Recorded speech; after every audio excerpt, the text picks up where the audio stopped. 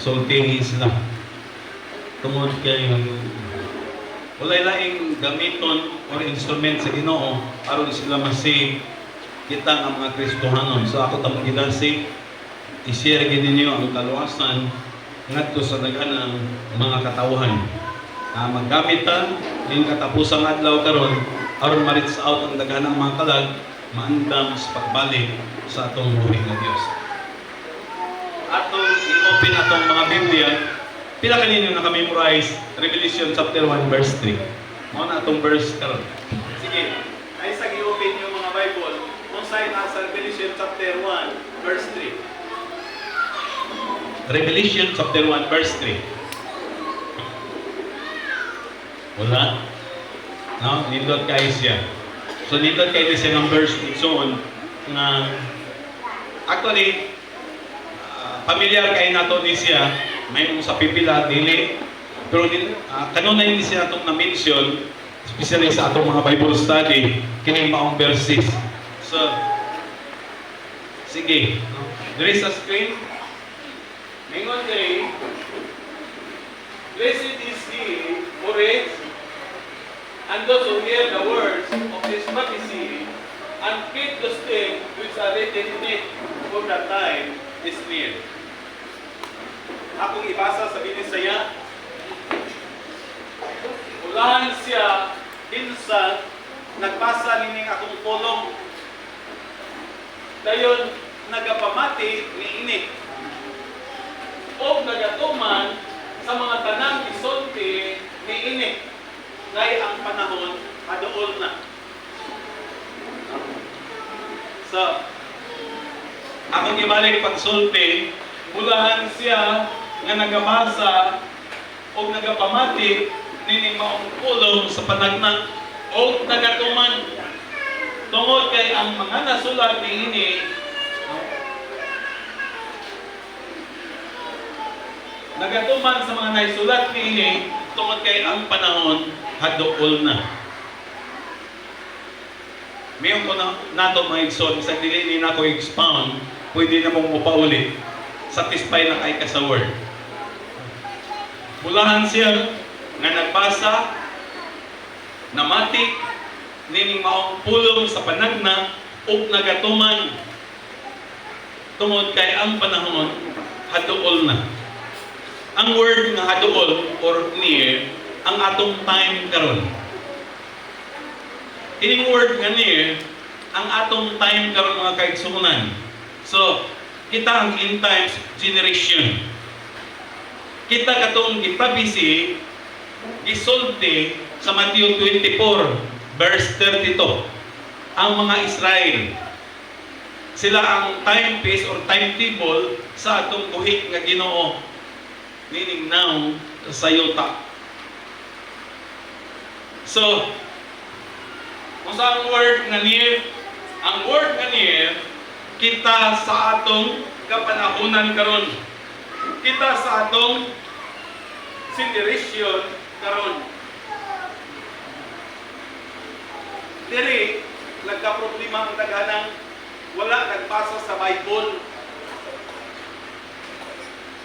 Diri nabikil ang daghanang mga katawhan wala nagbasa sa Bible. Kunang ako padayon ta mong idasig, basa mo kanunay Biblia. Katong pipila dili na makakita siguro naman mo'y mga apo. Daghan kayo mga apo kay medyo taas-taas ng inyong edad. Ang inyong apo ipabasa og Biblia. Anak, basahi sa akong Bible. Kay ang word nakadungog. Ang uban di naman makabasa but still makadungog. So, itong mga medyo taas-taas ng edad, di na makabasa, ipabasa sa inyong mga apo ang pulong sa Ginoo. Kay mao ni siya ang bikil sa daghanang mga tao na wala masayod sa truth. Wala masayod sa mga gisulti sa pulong sa Dios. Kaya abi nila ang atong sitwasyon karon normal. No? Abi nila nga atong sitwasyon karon normal lang. Sugilan ta mo mga kaigsunan, ang atong sitwasyon karon dili na normal, abnormal na. ang word mismo nagsulti. Ang mga panghitabo mismo nagsulti. Dili siya normal. Abnormal ang atong sitwasyon karon. And I believe, no, ako tanong padungkol kanunay, nga anytime mubot siyang atong trompeta, anytime may tabok yun ang rapture. Abnormal ang atong sitwasyon ron. So, nadunggan ko na to. Ang atong sitwasyon karon dili siya normal. Diya nagka-problema ang daganang wala nagbasa sa Bible. Katong mga katawhan nga nabisi sa mga butang na mawala. Katong mga katawhan nga wala gyud pakimay tungod sa Ginoo. Para nila ang tanan normal, abnormal ang atong sitwasyon karon. Anytime kayo mobalik sa Ginoong Hesus. Ingon ang word, ulahan siya nga nagbasa sa akong pulong na mati niini ug nagtuman niini sa mga naisulat because the time is near. Abnormal ang atong sitwasyon karon. I don't know sa side sa daganang mga Christian. No. Kung sa kailang konklusyon sa atong sitwasyon karon, may mong pipila, may mong sa ilangan, normal man lang, ingon aning delikado na siya. Kung ang Christian, ang iyang paglantaw sa atong sitwasyon karon, normal sama sa mga taong wakit nagbasa sa pulong sa Ginoo, delikado. Anong delikado man, tungod kay ang mahitabo, mudangat ka ngadto sa kinabuhi, ngayon anak kalaks. No? In anak kalaks, nga mao na say nagakaitabo karon sa daganang mga Kristohano na mas aktibo pa sila sa mga buhat sa kalibutan. Mas aktibo pa sila sa kabisyon sa kalibutan kaysa ngadto sa Ginoo.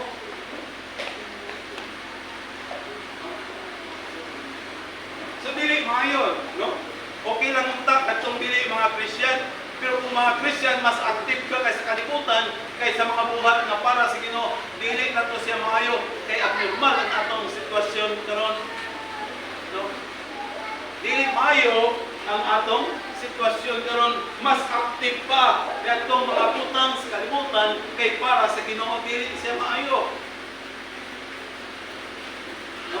Kamo na yung nakabaluan, expound naman ako ni mga word na active, mas ganado ba? Mas itagaag priority katong mga butang sa kalibutan kay para sa Ginoo. So, delikado, problema na sa usa ka mga Kristohanon. Dili maayo ngayon anak ka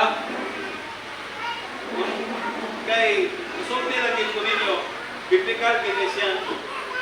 Gawas ka makita nato ang Biblia nagsulti nga ang Bibil naa siya sa kalibutan having great wrath in his heart.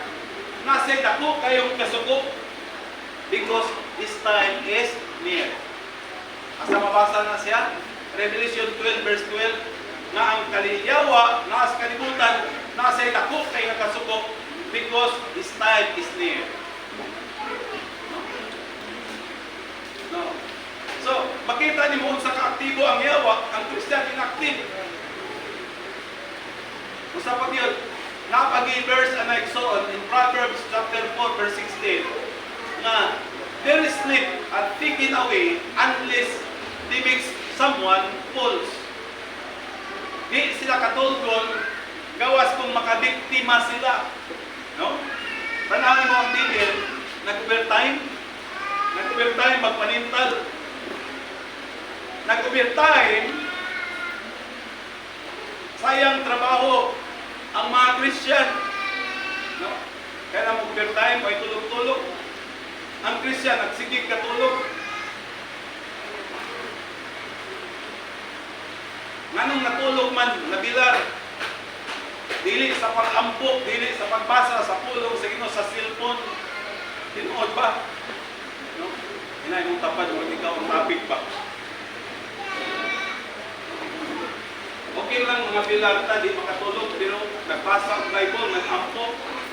Pero kanunay tang nabilar tungod sa cellphone. No? Ang kurang ikaw ang topic ka. Nang nagayag na ang taas sa Ginoo, musimba na ang taas sa Ginoo, katulgon. Dili kayo kuhan ang lawas. Ako personally mga kaigsunan sa pagyoga ni ang ako instruction sa akong mga kauban sa balay, matulog ta og sayo kay mag-diet ta sa Ginoo, magsimba ta sa Ginoo. Di ko gusto ng makita bitaw ng mag-diet na sa Ginoo, magbuya pa ng ban, asa man imong spirit, asa man imong mind, asa man ang imong heart. No? Mag-diet na sa Ginoo, magsimba pa sa Ginoo, simpa mo up. Dili kayo inanak ka active, dili kayo inanak ka alive ang heart para sa Ginoo. Kay nabilar tuot, di man sa pag-ampo, di man sa pagbasa sa pulong.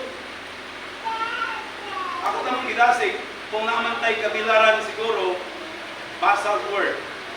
No? Kung naamantay kabilaran siguro, di ka makatulog, kaya David, di man siya makatulog. Unless he makes someone to false. Kanang Proverbs, ato ba ibasa? Sige. Proverbs chapter 4, verse 16. Sige, makita na ito sa screen. Oh, klaro ha? For they do not sleep unless they have done evil, and their sleep is taken away unless they make someone fall. Inaana ang determination sa Bibil, mawadaan siya katul. Gana nga matulog kung wa sa'y mabiktima. No? Nag-overtime. Wala'y tulog-tulog ang Christian, pasimbahon katulgon. No? Mas active, dili sa pagday, dili sa pagsimba, sa atong buhay ka Diyos. Kanong saan ta mapulahan? No? Blessed is He. Ang atong mensahe karon mga kaigsunan, tagaan nato importansya o tagaan nato great value ang word sa Ginoo. No? Ayaw mo kalimot ang mensahe nato karon, atong tagaan great value ang word sa Ginoo.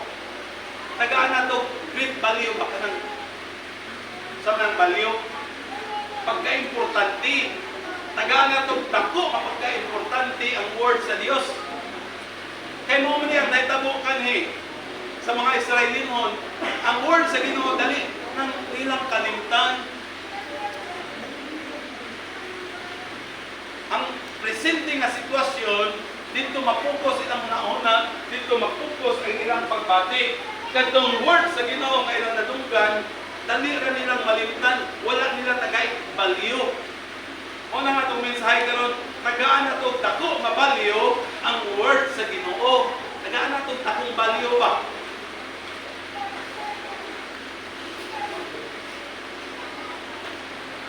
Masa kaning word sa Ginoo, mangay na itong tagaan dako nga balyo. No, kaning gusto karon nga, listen is He who read this word of prophecy and keep it. Saan ako maghatag dakong balyo? Nga akong ipot into action.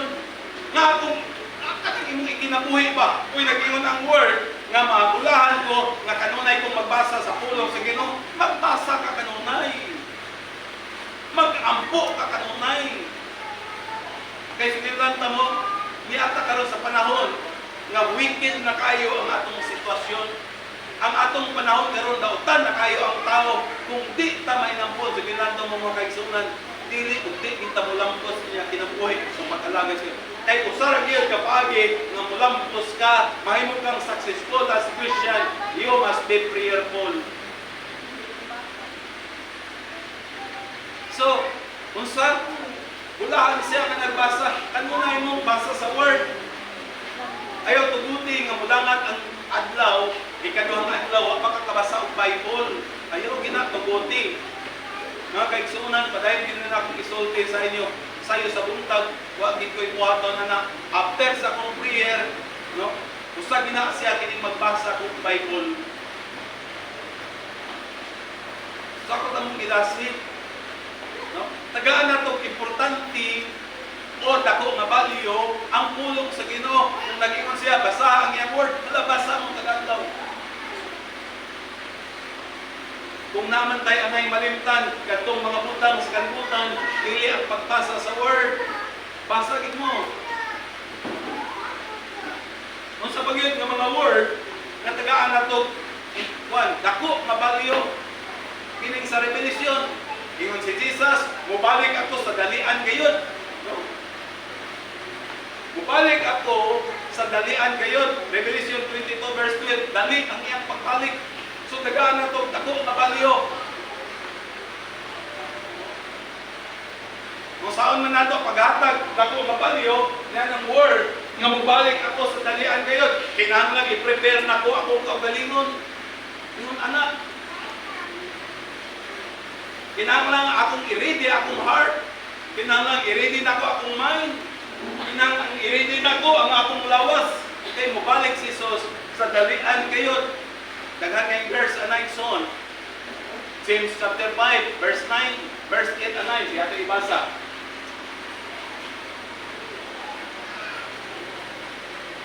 Atong ibasa diri sa screen. James chapter 5 verse 8 to 9, duha ka verses.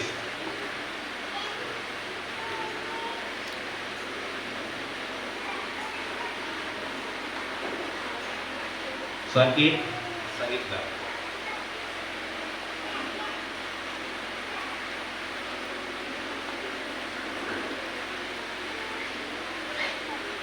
So, ngayon rin, you also be patient, establish your heart, for the coming of the Lord is at hand.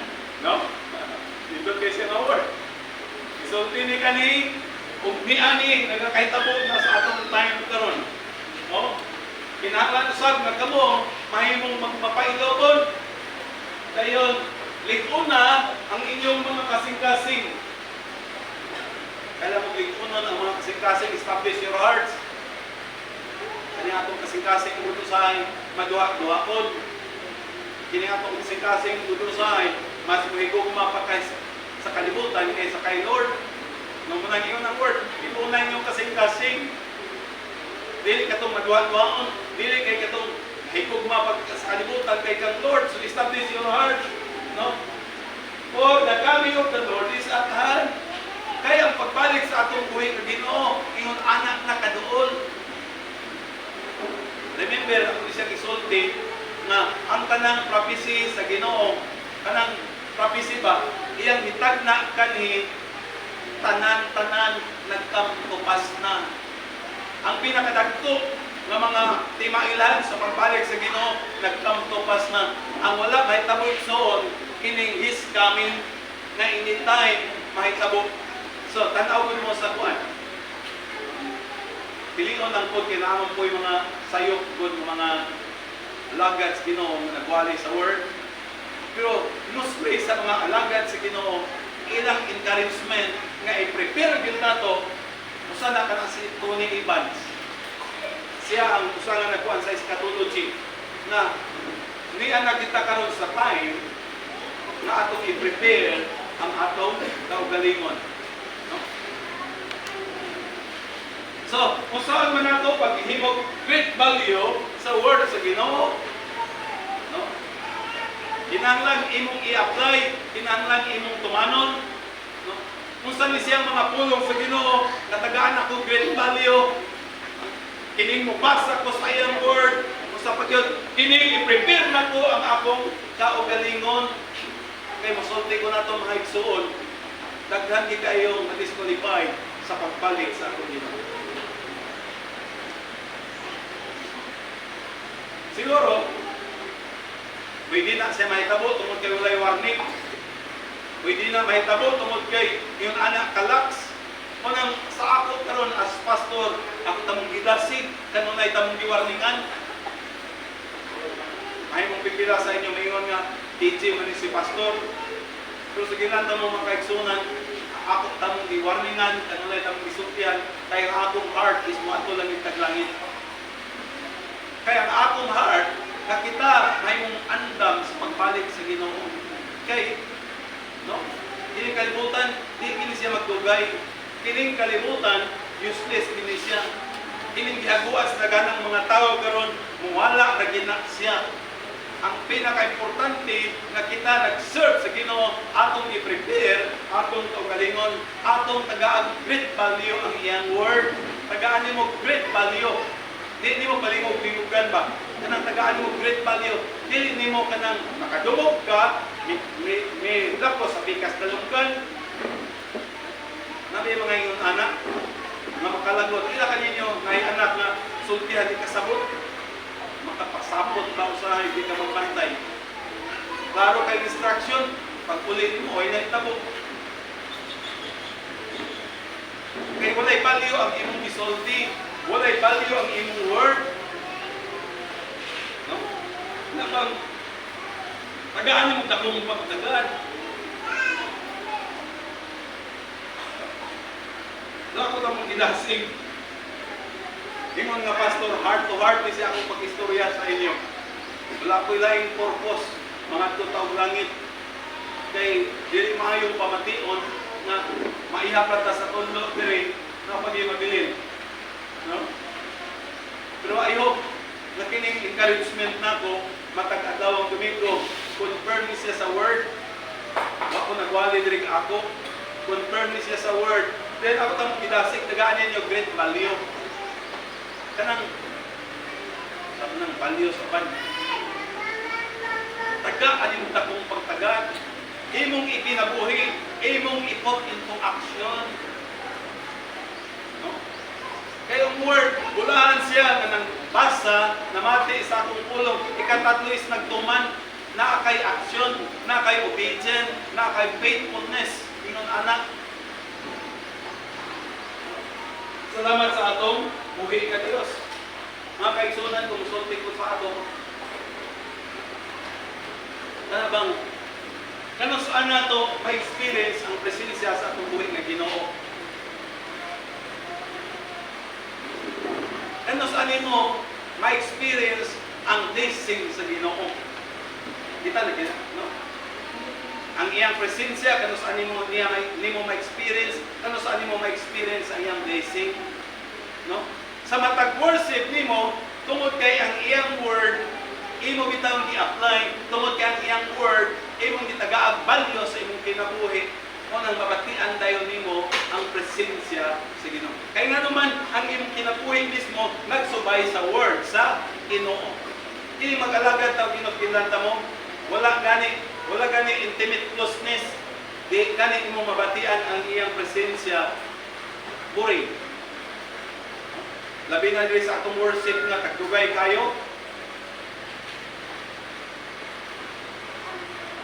Nay, okay lang, no? Katong sa pipila ka nang nasa tradisyon nga duha ka joyful, duha ka solemn worship, ulit na dayon. Pero murag di man to worship siguro. Kapoy na siya buhaton, di na magluhod. Labi na tong kanta nato nga sa to siya, I will worship you. May kay katulog na. May kay katulog. Basta dili ka tune in, ang imong spirit ba, di tune in sa Ginoo. Nagugay po doy. Eh di mo ma-experience ang iyang presensya kung ang imong life wala nasabay sa iyang word. Unang iyang word, taga na to dakong bagyo. I will worship you. Jesus, right? Tila ka din yung anak. May kay katulog. Hindi mo ma-enjoy ang iyang presensya kung imong life wala masubay sa word, kaya wala ni mo taga-great value ang iyang word. Mga uban, nagdamgo na. Ilang yung tapad, nakitaan kasi Ginoo ba, nagdamgo na. Titira na ito, pasultihon. Halos di na makatingog ang uban. Pero power sipon, di mo tingog. Ginaanak pa. Napag-style sa ating misturyahan nga, man ba, with all strength. God, pag-yun, pero di power sipon, di mo tingog. Sa panahon, mas active na sa word, kay kang Lord. Asa namang great value niya? Sa Ginoo.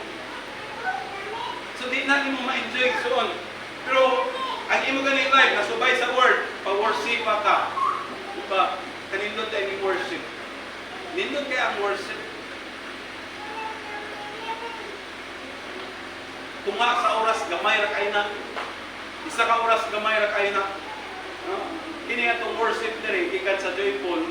Pagsugod tag mga 8:30. Joyful.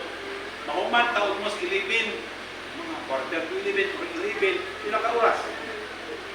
9:30, 10:30. Murag ka oras. Kapoy kay ng section. Kung wala ka makuan sa word sa Ginoo.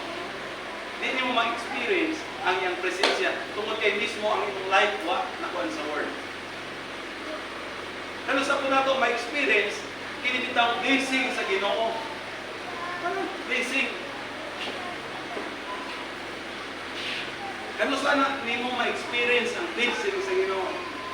Kung ang iyang word imong gitagaag great value, imong gi-apply, imong gikinabuhi, imong i-put into action. Wala siya, ang atong mensahe karon, great value, tagaan mo itong value.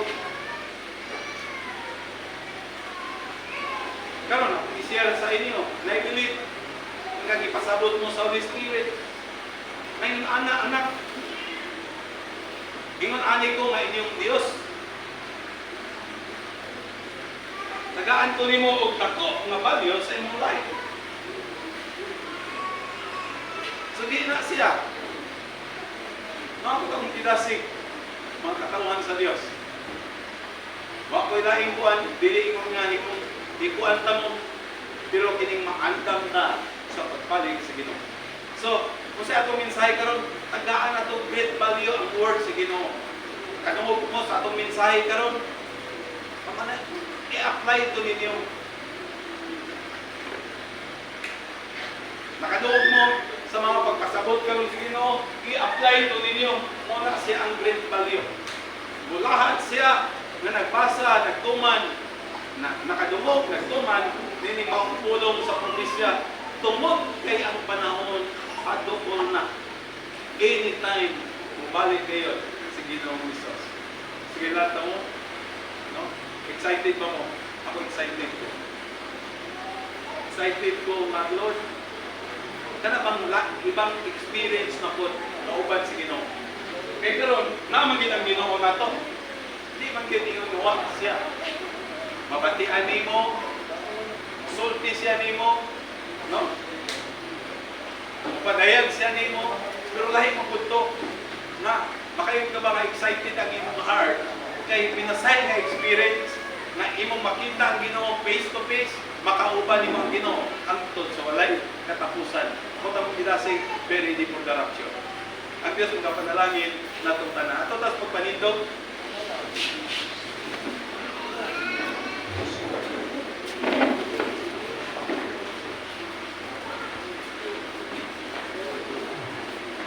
Ang kuwan din nato mga kaigsunan, tuloy ang atong bayanihan karon. So, sa di pa mag-iin nato in prayer, ato nagpasalamat sa atong buhi nga Dios kay taas na ang atong nakural. Diri sa may likod, padulong na diri, gamay na lang yun. Dayon, nahitabo na siya dito sa your health sa inyong tabang. Kaya nalipay ko sa Ginoo sa inyong tabang, financially o physically na naay umasa na ibuan magpayad nun ana. Dayon, dili ko kawalaan mga igsoon sa inyong extend. Kay ang tanan nakita na sa Ginoo. Kani ngayon ko nato sa sa akong assign kining atong pangkural diri kada magbayanihan magbuta mukuan tag mga 200 ka hollow blocks unong ka mga simento dayon pulo ka mga kining kuan bakal dayon plus balas ang atong yung gastuhan kada naibayanihan diri mga 4,000 plus. Usay, ang ma-receive na akong mag-blessing, 1,600. Himala lang itong nakadawat ko kung silid o 2,800. Salamat sa Ginoo. Pero mao ginang siya, ang akong madawatan, 1,800. 1,000 kapit. So, ako gila kong taplo nun. But still, happy ko tungod kay kiningtanan para man sa Ginoo. So, ako tapos pidasig, ayaw mo kuan para sa Ginoo. So, God bless us all. Father, thank you. Father in heaven, how I love you. We lift your name in all the air. May your kingdom be established in our presence. As your people declare your mighty words, blessed be the Lord God Almighty, who was and is to come. Blessed be the Lord God Almighty, who reigns forever.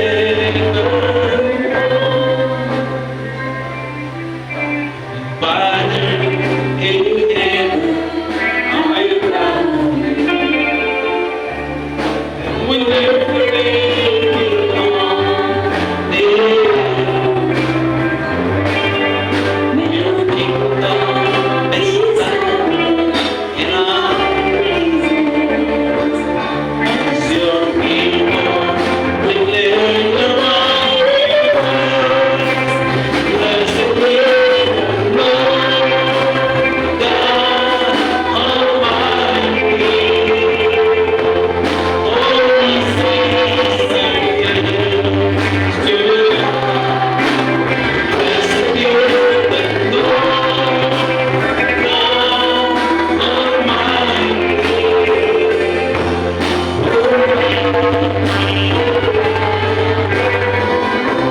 Ginoong Diyos na hipay mi, then kanon naming nakadungog sa imong encouragement, kanon naming nakadungog sa imong mga correction, kanon naming nakadungog sa imong tingog, ingon imong mga katawhan, nalipay mi diin, kanamo padayong idangat ang truth, nga kanamo may sit as free sa tanang mga binuang, sa tanang libong sayawa, aron namong kinabuhi makaplagan nga matarong matagkaroon niya ngayon sa pagbalik ni Ginoong Hesus. Salamat kayo ug gani akong prayer nga ang tanang mga kaigsuonan sulod sa among mga kasing-kasing makabaton mi ug dako kayo nga kadasig, desire, pag-appreciate diya sa pagbasa sa imong pulong, mayroon galing sa pagpuyo sa imong presensya through prayer, dentro ni padayon yung balikon, wala nagapaabot sa pagbalik ni Ginoong Hesus. Akong isugid in prayer na kami mga katawhan, mutao gayon, mudangat gayon sa pilising line, sa tabang, sa pagmamat sa Holy Spirit, sa matag usa kanamo. Salamat kayo o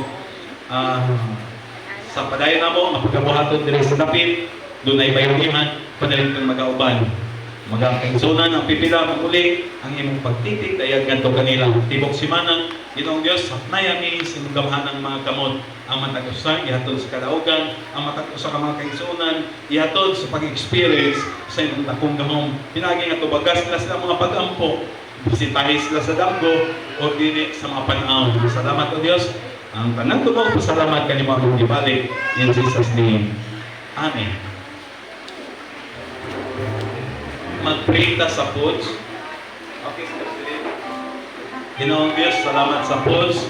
Ang tanan akong gi-receive uban sa pag-ila nga ikaw gayud ang tag-iyan ining tanan. Nangay ka ng balikan sa among pagpasalamat gikan sa among kasing-kasing. Ang maigso nag-prepare ang panalangin nga gikan kanimong kusog, may panglawas padayong budangat ngadto nila. Ngala ni Ginoong Hesus padayong matuboy sa among taliwala. Why nagatigosit me? In Jesus' name. Amen. Ito lang